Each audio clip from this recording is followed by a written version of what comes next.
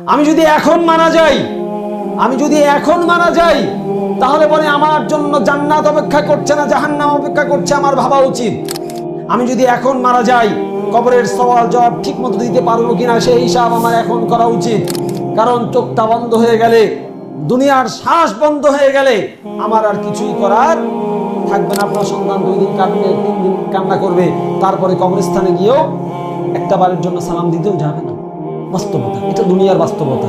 দুনিয়ার মানুষ ব্যস্ত হয়ে পড়ে, এই বাস্তবতাকে আপনি অস্বীকার করতে পারবেন না। তাই প্রিয় ভাইয়েরা আমার, উসি বিনফসি ওয়া ইয়াকুম, আমি আমাকে সহ আপনাদেরকে নসিহা করছি, আসুন দুনিয়াদারিকে একটু সাইডে রাখেন, আখিরাতমুখী হন, আল্লাহর দিকে একটু ফিরে চলি। এর আগেও আমি এক খুতবায় বলেছি, চলেন আল্লাহর দিকে ফিরে চলি।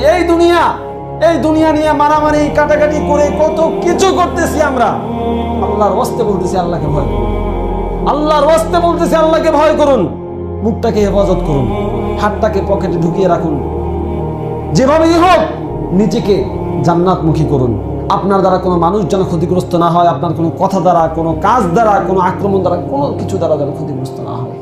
আপনি নিজেই শাস্তির মধ্যে আছেন, আমি নিজেই শাস্তির মধ্যে আছি।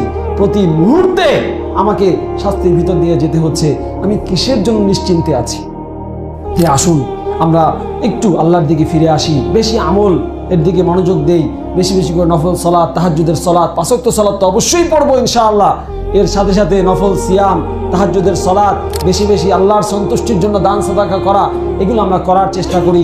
আল্লাহ সুবহানাহু ওয়া তাআলা আশা করা যায় ইনশাআল্লাহ আমাদের এই কাজগুলোকে, আমলগুলোকে কবুল করবেন এবং এর বিনিময়ে আল্লাহ সুবহানাহু ওয়া তাআলা আমাদের গুনাহগুলোকে মাফ করে দিয়ে আমাদেরকে তার তৈরিকৃত জান্নাত দান করবেন। আমিন।